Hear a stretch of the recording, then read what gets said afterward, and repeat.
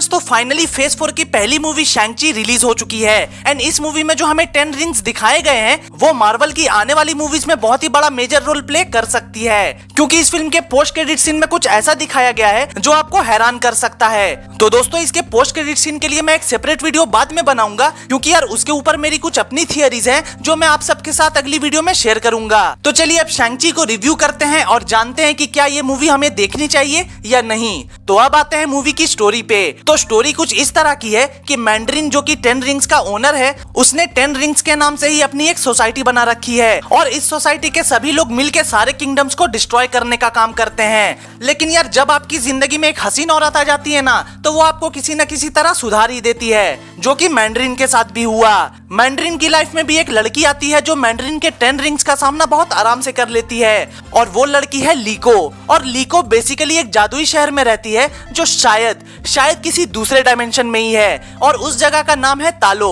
और मैंड्रिन तालो को भी कॉन्कर करने के मकसद से ही वहां आता है। लेकिन जैसा कि most of the Hollywood movies में होता ही है कि लड़ते लड़ते पता नहीं कैसे लड़का लड़की को एक दूसरे से प्यार हो जाता है, और यहाँ भी कुछ ऐसा ही मैंड्रिन और लीको के साथ भी होता है और दोनों को अपनी अपनी प्यारी चीजों की कुर्बानी देनी पड़ती है एक साथ रहने के लिए। जहाँ लीको अपनी शक्तियों को तालों में ही छोड़ देती है, वहीं मैंड्रिन भी अपने 10 रिंग्स को हमेशा के लिए बक्से में बंद करके रख देता है। लेकिन बाद में कुछ ऐसी घटना होती है कि मैंड्रिन मजबूर हो जाता है दोबारा से उन 10 रिंग्स को पहनने के लिए और वो अपने बेटे शैंग-ची को ट्रेन करने लगता है दूसरों की हत्या करने के लिए। लेकिन शैंग-ची को बाद में ये बात समझ आ जाती है कि उसके पिता गलत कर रहे हैं और इसलिए वो अपने घर को छोड़कर हमेशा के लिए अमेरिका चला जाता है, जहाँ उसकी मुलाकात कैटी से होती है और वो अपनी एक अलग दुनिया अमेरिका में ही बसा चुका है। लेकिन फिर उसके पिता अपने आदमियों को भेजते हैं शैंग-ची को ढूंढने के लिए, क्योंकि उनको वो लॉकेट चाहिए होता है जो शैंग-ची के गले में है और ऐसा ही सेम लॉकेट शैंग-ची के बहन के गले में भी होता है और वो लोग शैंग-ची से उसका लॉकेट छीन लेते हैं।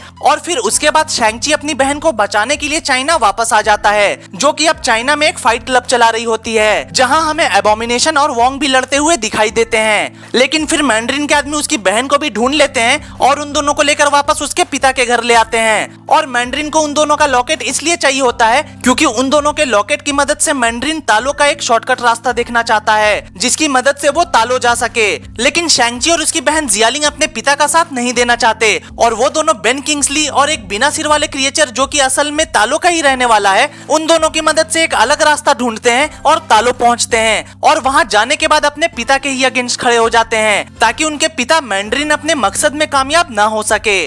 तो दोस्तों, ऐसी क्या मजबूरी थी कि मैंड्रिन को दोबारा से 10 रिंग्स को यूज करना पड़ा? क्यों उसने शैंग-ची को बचपन से ही लोगों की हत्या करने के लिए ट्रेन किया?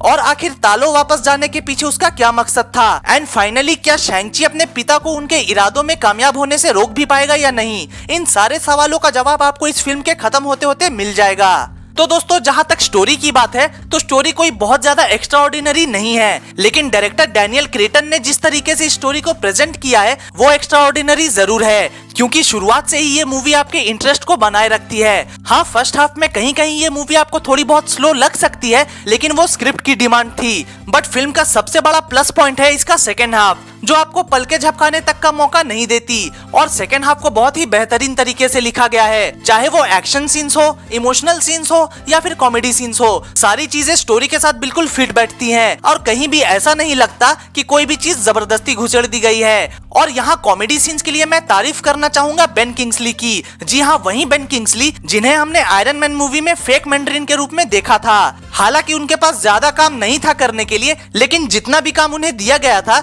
ही जस्ट नेल्ड इट। मूवी में जब जब उनके सीन्स आते हैं तब तब ऑडियंस को बहुत ज्यादा मजा आता है और यार उनके सिर्फ एक्सप्रेशंस ही काफी होते हैं आपको हंसाने के लिए। बात करें वीएफएक्स की तो बहुत ही अलग तरह के वीएफएक्स को दिखाया गया है मूवी में, जो कि हम मार्वल की मूवी से एक्सपेक्ट भी कर सकते हैं। लेकिन जिस तरह से सारे सीन्स को शूट किया गया है वो आंखों को बहुत ज्यादा भाती है। हाँ, कुछ कुछ जगहों पे सीजीआई थोड़ा सा वीक लगता है, लेकिन जैसा कि मैंने पहले ही बताया है कि इस फिल्म का सेकेंड हाफ इतने ज्यादा फास्ट पेस पे मूव करता है कि इन छोटी मोटी गलतियों को आप इजीली अवॉइड कर सकते हो। तो दोस्तों, अब बात करते हैं एक्टर्स के परफॉर्मेंस की। तो Simu Liu as Shang-Chi just nailed his performance. बहुत ही एक्स्ट्राऑर्डिनरी परफॉर्मेंस दी है उन्होंने और पूरी मूवी में उनको देखकर ऐसी फीलिंग आने लगती है कि आगे जाकर ये बंदा धमाल मचाने वाला है। एक्वाफिना एज कैटी ने भी बहुत अच्छा परफॉर्मेंस दिया है और उनके भी बहुत सारे कॉमेडी सीन्स है इस मूवी में जो आपको हंसने पे मजबूर कर देते हैं और एक्वाफिना ने अपने रोल के साथ पूरा जस्टिस किया है। Tony Leung as Shang-Chi's father just nailed his performance. आधी फिल्म तो समझो सिर्फ उनके वजह से ही अच्छी बनी है। उनकी डायलॉग डिलीवरी, उनके एक्शन सीन्स, उनके सीरियस सीन्स, हर जगह उन्होंने अपने रोल के साथ पूरा जस्टिस किया है। बाकी और भी बहुत सारे एक्टर्स हैं इस मूवी में जिन्होंने अपने रोल को ठीक ठाक निभाया है। तो दोस्तों अब बात करते हैं फाइनल वर्डिक्ट की कि क्या आपको ये मूवी देखनी चाहिए या नहीं।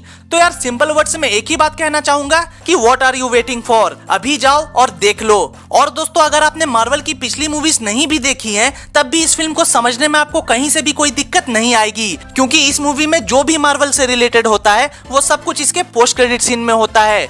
तो दोस्तों मेरे कहने का सिर्फ इतना ही मतलब है कि अगर आप एक मार्वल फैन नहीं भी हो और एक अच्छी मूवी देखना चाहते हो तो शैंग-ची आपको डिसअपॉइंट बिल्कुल भी नहीं करेगी। तो दोस्तों अगर आपने शैंग-ची देख ली है तो आपको ये मूवी कैसी लगी ये मुझे कमेंट्स में जरूर बताना क्योंकि यार कुछ लोग हमारे रिव्यूज से ज्यादा ऑडियंस के कमेंट्स पे भरोसा करते हैं। तो यार आपको शैंग-ची जैसी भी लगी हो आप अपना एक्सपीरियंस कमेंट्स में जरूर शेयर करना और यार जाने से पहले वीडियो को लाइक और चैनल को सब्सक्राइब भी जरूर कर देना। तो मिलते हैं अगली वीडियो में, तब तक के लिए गुड बाय, टेक केयर।